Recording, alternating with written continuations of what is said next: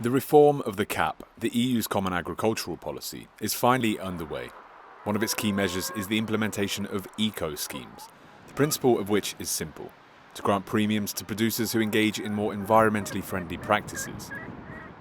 In Belgium, some farmers have already done the calculations, and the results are underwhelming. For me, it's going much too fast, and I'm not prepared for it. Yes, they explain it to us, but we need measures. We need to put it all in place. And it's a lot of changes, with budgets that are being cut back significantly. For our farm, we lose 10,000 euros from one year to the next. And we have compensation from the eco-regimes, but the compensation will never make up for the loss of 10,000 euros, because we will have lower yields and no one will pay us for the yields. To obtain these premiums, farmers can do things like enhance the value of grasslands for their carbon storage role, or set up fallow land for biodiversity.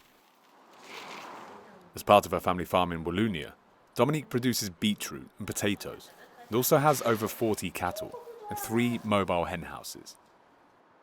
But she's not satisfied, as this system makes her forget what is essential, and that's feeding the public and making sure that they can access food.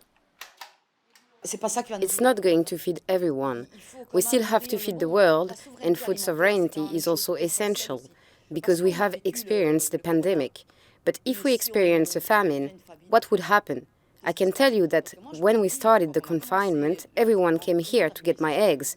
We used to line up here at 10 o'clock in the morning, and people were afraid. They were afraid of food, and it's already forgotten. If we came here with this in mind, we would perhaps think that we have to produce and feed people. These eco-schemes will represent 25% of direct aid to producers from 2023 onwards. But for the Walloon Federation of Agriculture, the scheme is commendable, but too abrupt. What's problematic is the way it's been conceptualised. This way of making something mandatory by saying it's voluntary and we're going to bring farmers. Again, they're being brought to brutally. We give them a gap, 25%.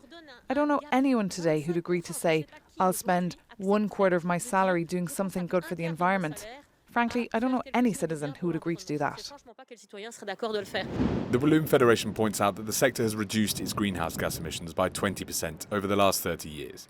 But for the time being, producers are getting out their calculators in order to adjust these new environmental measures to their budget.